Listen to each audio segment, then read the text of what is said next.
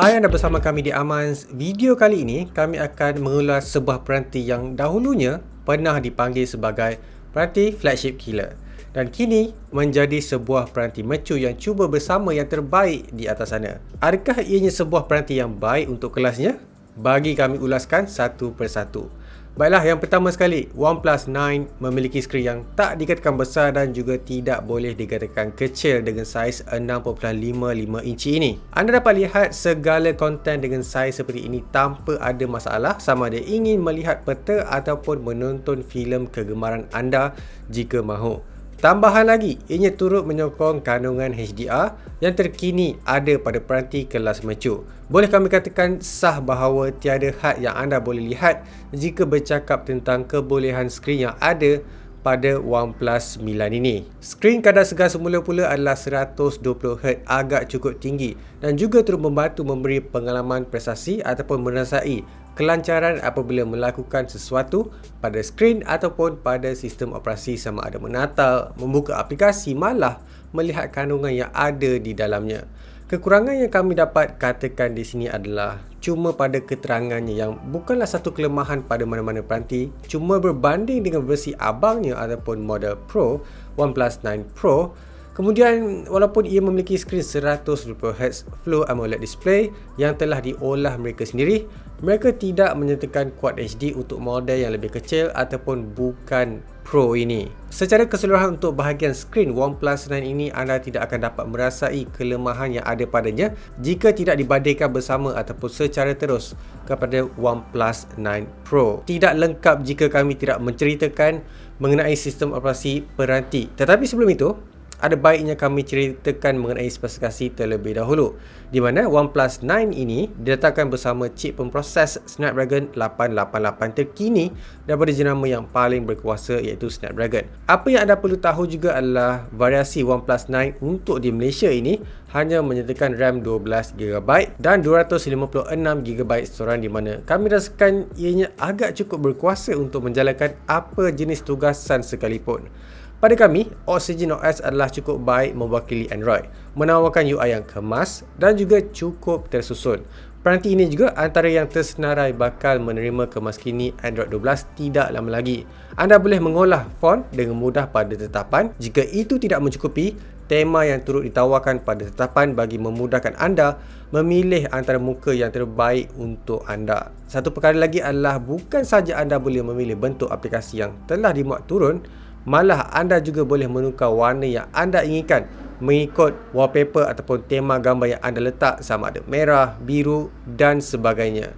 Perlu diingatkan juga, perkara ini bukan lagi baru untuk peranti OnePlus 9 ini. Perkara yang masih lagi ada pada sistem ini ataupun unik pada sistem operasi ini adalah hidden apps yang anda boleh akses apabila anda swipe ke kanan apabila membuka app drawer.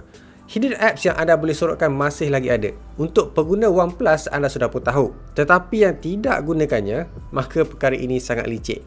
Tetapi pada kami, patut OnePlus menyertakan kata laluan supaya terasa lebih selamat kepada pengguna OnePlus 9 ini. Kita bergerak pula pada bahagian kamera. Pada hemat kami, ianya adalah cukup baik. Sensor 48MP bukannya satu kelemahan jika anda ingin bercerita mengenai kebolehan menangkap gambar dengan tajam.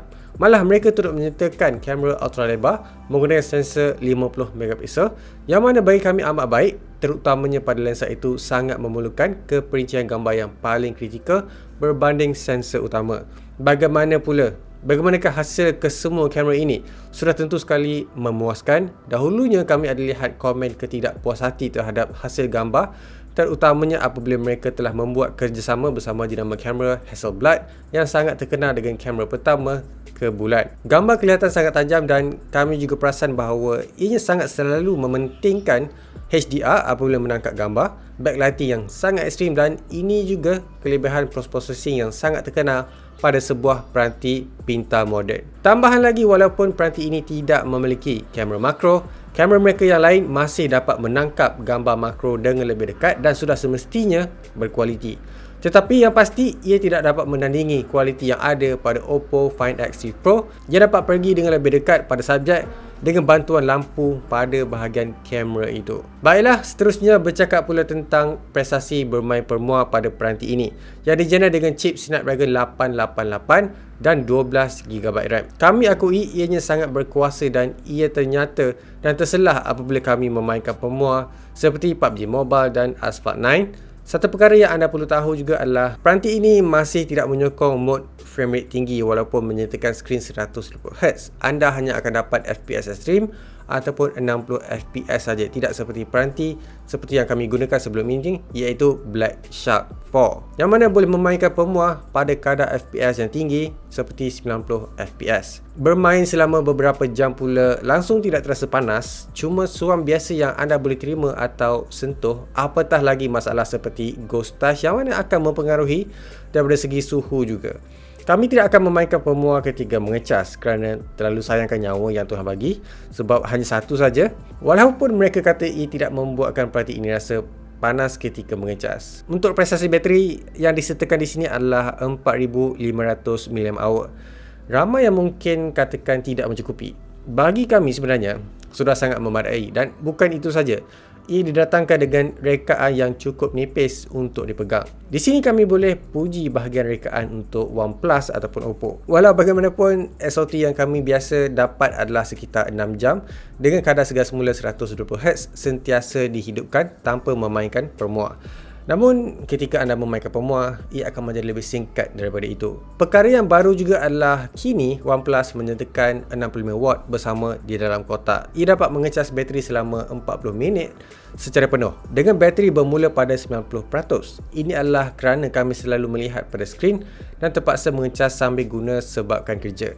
Jadi masa itu boleh dikatakan sesuai untuk diambil kira berbanding apa yang OnePlus katakan yang diuji di dalam makmal itu. Kami juga turut menguji pembesar suara dan juga mikrofon terbina yang ada adalah baik-baik sahaja. Ketika membuat panggilan, suara vokal kedengaran sangat jelas. Pemanggil juga dapat mendengar dengan jelas tanpa ada isu seperti bunyi latar yang terlalu kuat ataupun terlalu bising dan sebagainya.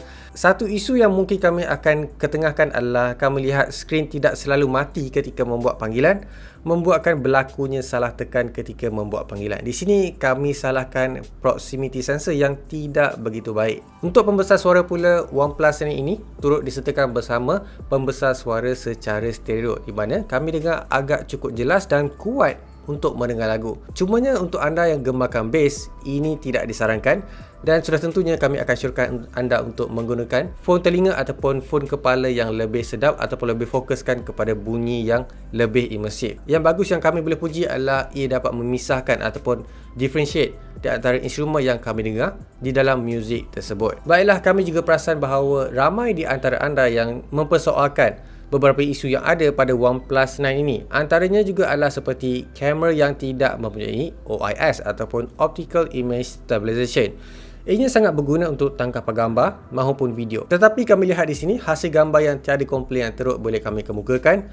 Kemudian mungkin ada masalah bahagian video yang mana cuma memiliki EIS yang bagi kami sudah mencukupi. Cumanya untuk kualiti video pada peranti Android tidaklah begitu berkualiti seperti sebuah peranti iPhone, walaupun mempunyai kebolehan untuk merakam 8K. Ketiadaan fast wireless charging 50W, peranti ini hanya menyokong 15W sahaja. Adakah anda gunakan pengecas tanpa wire setinggi ini?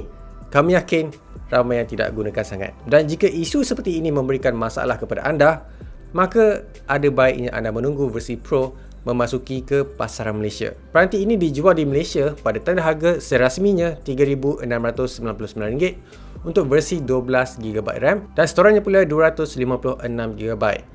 Kami rasakan OnePlus patut hanya membawa masuk 8GB RAM dan 128GB storan sahaja untuk model bukan Pro, kerana ia dapat mengurangkan lagi harga jualan. Kemudian yang mahukan prestasi yang lebih sudah tentunya akan pergi kepada versi Pro saja. Jadi itu saja ulasan kami untuk peranti OnePlus 9 ini. Sila tinggalkan komen di bawah seperti biasa, like, share dan subscribe. Kita berjumpa lagi di video seterusnya.